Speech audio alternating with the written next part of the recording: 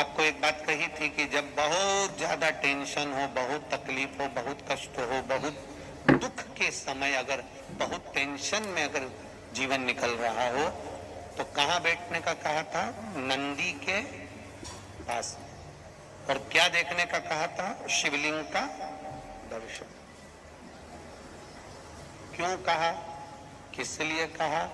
तो नंदीश्वर शिव महापुराण की कथा कहती है, नंदीश्वर शिव महापुराण की कथा वर्णन करती है, जब हम नंदी के पास बैठकर भगवान शिव को एकाग्र चित्त से मौन होकर देख रहे होते, तो मेरे भोलेनाथ नंदी के ताप को, नंदी के दुख को जैसे समाप्त करते हैं, उसी तरह मेरे शिव हम केवल नंदी का स्पर्श कर कर, चरण पकड़कर मात्र दर्शन करते हैं तो हमारे जीवन के दुख भी नंदीश्वर महादेव समाप्त करते चले जाते हैं हमारे जीवन के।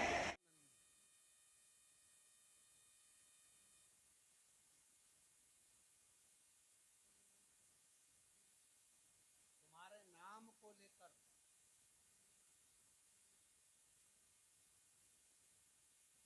नंदीश्वर महादेव का स्मरण कर कर, जिसके कंठ में, गले में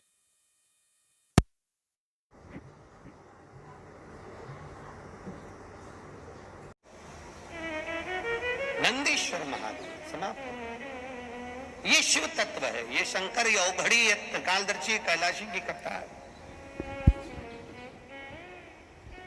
कि हे नंदी, मैंने तेरे गले का स्पर्श किया और स्पर्श कर कर तेरे गले के सारे विष को मैंने निकाल लिया, खींच लिया। सुनो नंदी,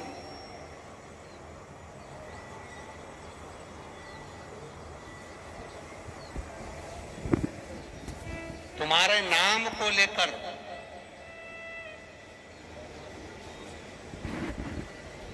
नंदीश्वर महादेव का स्मरण कर कर,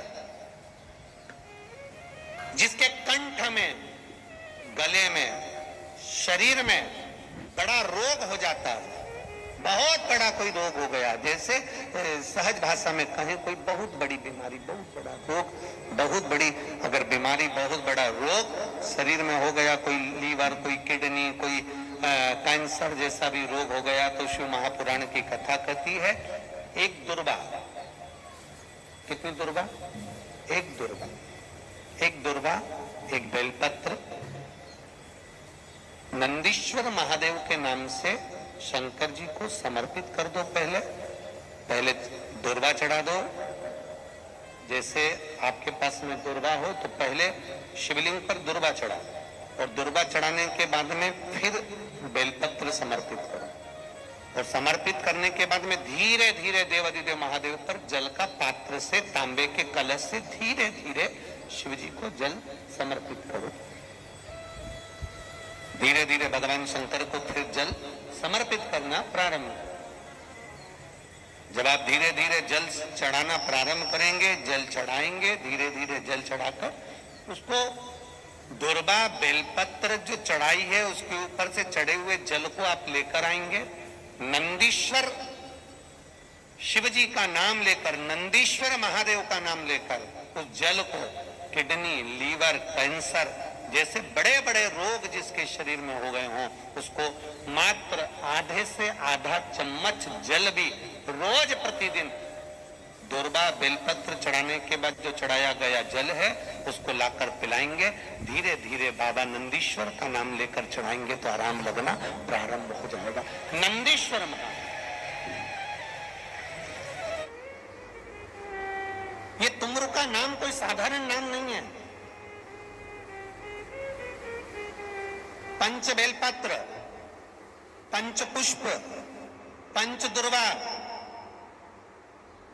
और पंच पात्र जल,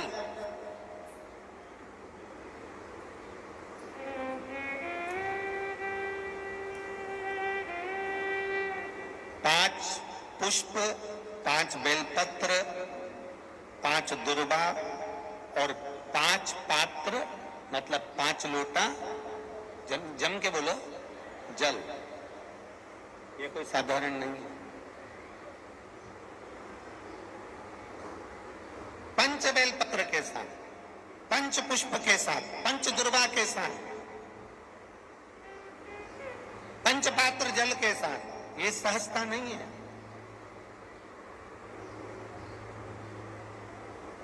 बहुत बहुत ध्यान दीजिएगा, बहुत।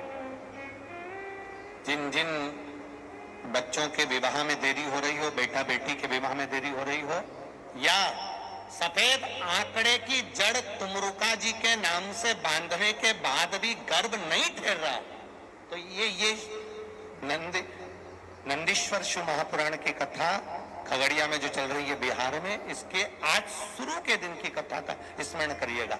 5 बेलपत्र, 5 दुर्वा, 5 पुष्प और 5 लोटा जल।